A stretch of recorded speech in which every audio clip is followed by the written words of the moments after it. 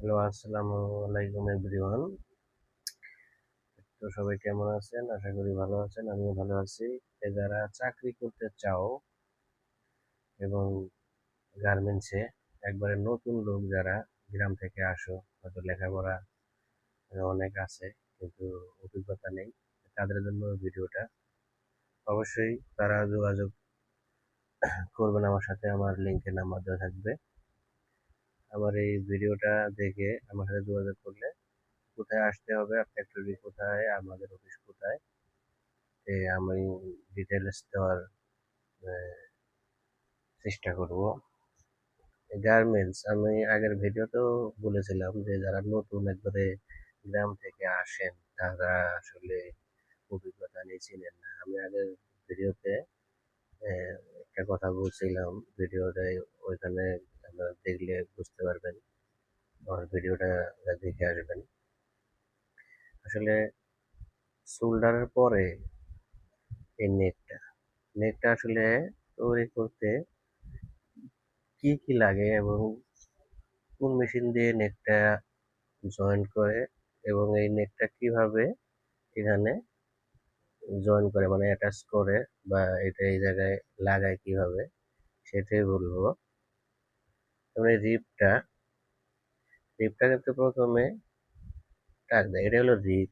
যেমন আমি এটা বলছি, এই যে এইটু অংশ, এটা হলো রিপ। কিন্তু এই জায়গাও আছে, এটা হলো ভি নেক আর এটা হলো রাউন্ড নেক। এটা গোল, আমার এটা গোল,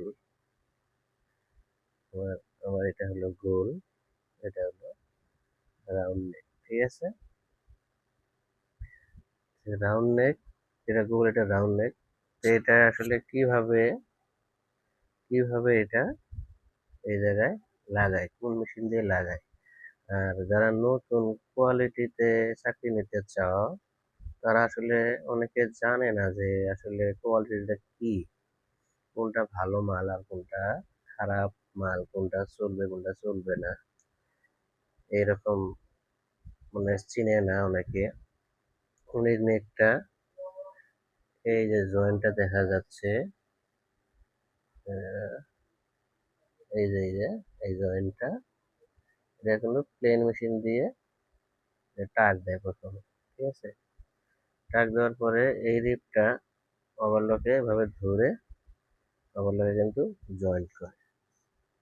এইটাতে জয়েন করলো, মানে জয়েনটা করার পরে এটা কি ভালো হলো না মন্দ হলো, এটা কি চলবে কি চলবে না, এটা হলে কিভাবে বুঝবেন? এটা বুঝবেন কিভাবে, এটা অবশ্যই বোঝার দরকার আছে। এই রিপটা যদি এই যে যেমন এই জায়গায় বাঁকা তেরা, ঠিক আছে, বাঁকা তেরা, এটা কিন্তু চলবে না। ঠিক আছে, এটা অল্টা। আর এই জায়গায় যদি মোটা হয়, এই যেমন যদি চিকন হয়, এই যেমন যদি চিকন হয়, যেমন চিকন হলো, আর জায়গায় এই জায়গায় মোটা হলো, এই জায়গায় চিকন হলো, এমন চলবে না। এটা পুরো এমন এক সমান থাকতে হবে, এক সমান। এই যে যেমন একটা গলা এক সমান থাকতে হবে, কোনো জায়গায় বেঁকা তেরা ফাটা চলবে না। এইভাবে টান দেওয়ার পরে যদি দেখা যায় যে ফাটা, এক জায়গায় মোটা আর এক জায়গায় চিকন, একটা কুচকায় গেছে নেক এই দিক, তারপরে এটা এই দিক গেছে, এটা চলবে না। এটা পুরাটাই পরে এটা হয় খুলতে হবে, আর নাহলে যদি ফাটা বেরোয় এটা আবার জয়েন দিতে হবে। যে নেকটা ঠিক এইরকম হবে। আর তার উপরে আছে টপসিন। এই যে আমার টপসিন দেখা যাচ্ছে, এই যে দেখা যায়, এই যে সেলাইটা, এটা 2 নিডেলও হতে পারে, 1 নিডেলও হতে পারে। যেটা 2 নিডেল ওটাকে 2 নিডেল বলে, যেটা 1 নিডেল ওটা 1 নিডেল বলে। এটা সবাই জানেন। এই যে সেলাইটা যে দিল, টপসিনটা দিল, এটা কিন্তু ফ্ল্যাট লকে টপসিন দিল, ফ্ল্যাট লক টপসিনটা দিল। সেই টপসিনটা চিকন মোটা চলবে না। যেমন এই যে টপসিনটা দিচ্ছে, টপসিনটা যেমন এক সমান থাকবে, এক সমান থাকবে এটা। ঠিক আছে, আরেকটা কথা দর্শক, যে আমার এই ইউটিউব চ্যানেলটা অবশ্যই সাবস্ক্রাইব করবেন লাইক কমেন্ট শেয়ার করবেন, যাতে ভিডিও বানানোর উৎসাহ বাড়ে। আপনারা একটু লাইক কমেন্ট শেয়ার করলে তাহলে একটু বুঝাইতেও পারবো। আপনারা ভিডিওটা দেখলে লাইক কমেন্ট শেয়ার করলে, সাবস্ক্রাইব করলে একটু ভিডিও করার আগ্রহটা বাড়ে। এই যে অপশনটা দিল, অপশনটা সিকুর মোডা যদি না হয়, নেটটা ফ্রেশ হলো, বুড়িও, এটাকে বুড়িও বলে, মালও বলে, ঠিক আছে।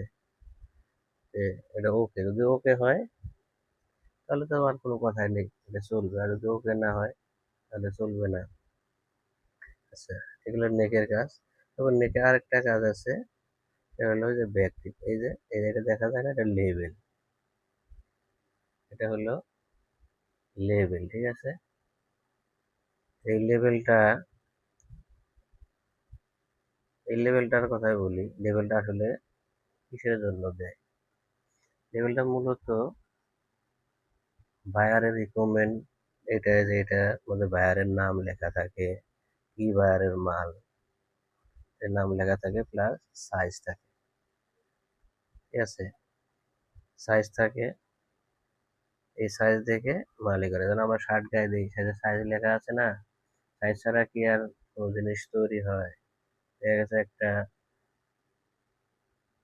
যেমন এস সাইজ, এটা স্মল বলে গার্মেন্টসে।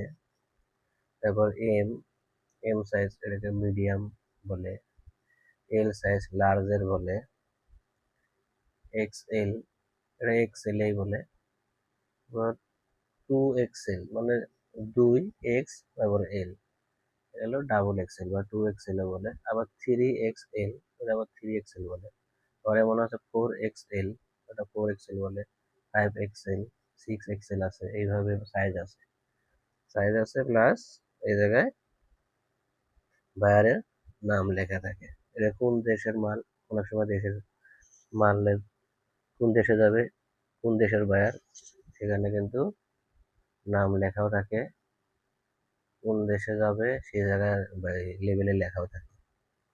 লেবেলে অনেক কিছু লেখা থাকে, মেড ইন বাংলাদেশ লেখা থাকে, ঠিক আছে। যেমন এই যে আমাদের এখানে এটা লেখা আছে, এবার সাইজ লেখা আছে, এই যে সাইজটা, এই যে 40, ঠিক আছে, দেখা যাচ্ছে 40 সাইজ, এই দেখেন সাইজ লেখা আছে,